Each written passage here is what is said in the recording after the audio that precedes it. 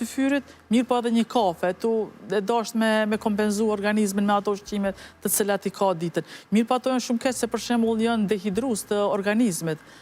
Nuk bën të ngarkohet edhe mos stilojmë kafen edhe çajin për kohë të syfyrit. Një faktor shumë e rëndësishëm është edhe pirja e ujit. Prej iftarit deri në syfyr. Do të hidratohemi. Po, të hidratohemi. Pirja e ujit është e rekomanduar varësisht prej peshës trupore, për shembull nuk konsumon ujë një person me 60 kg njëjtë si një person që është me 100 ose me 8 kg.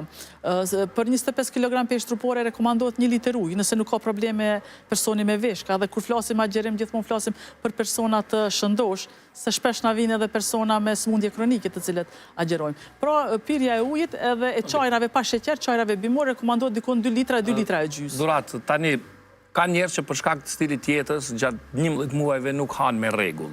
Po. Të paktën në Ramazan e kanë orarin. A nuk është pozitive kjo, nuk ju ndihmon? Kjo është shumë pozitive. Gjithmonë nutricionistat kur flasim konsumimi i drekës apo i darkës është mirë të konsumohet bashk, sepse jeta është shumë dinamike edhe kur nuk mundemi të gjithë anëtarët e familjeve, edhe pse tash nuk jemi me numër të mëdhaj të anëtarëve, si më parë ndoshta nga 10 më tepër, po 4-5 jemi. Familje e ngushtë. Po, familje e ngushtë nuk mund është timi të bu. Edhe është shumë mirë gjithmonë që ushqimi të konsumohet së bashku, edhe para Ramazan, që aty të trajtohen temat të cilat janë familjare, se vetëm atëherë kur jemi gjithë së bashku trajtohen. Në kohën e Ramazanit, koha e iftarit, është një mrekulli e cila i mbledh të gjithë. Edhe fëmijët, edhe të rriturit, e dinë se është koha saktë. Unë kam përshtypjen që disa kohë shkon që edhe pas Bajramit ditën ruhesh, nuk hanë. Po, edhe nuk është vërtet. Nuk shkon në mend që ka dalë, psikologjik është.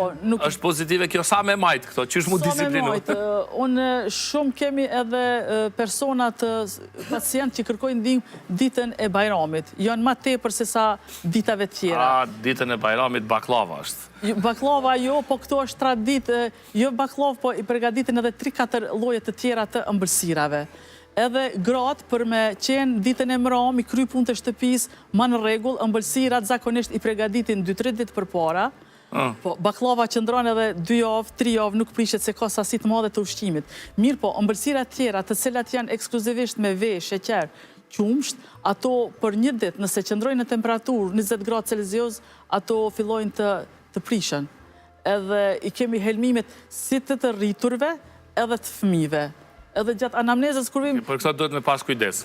Kujdes edhe një numër i madhë, ku i keni rujtë, se ata nëherë nuk ja merr mendja, i kemi lënë mbi mobilje, dikund ku si prekin fëmija, edhe kjo është shumë një faktor me rëndësi. Na kemi pas fluks, ndoshta edhe s'kemi pas as infuzione, më më dhonë. Kanë ardhur deri në 40-50, për shembull, në kujdestari, me vjellje, me... Na mendoj me keni fest, po ju e pas këni... Na e kena luftë.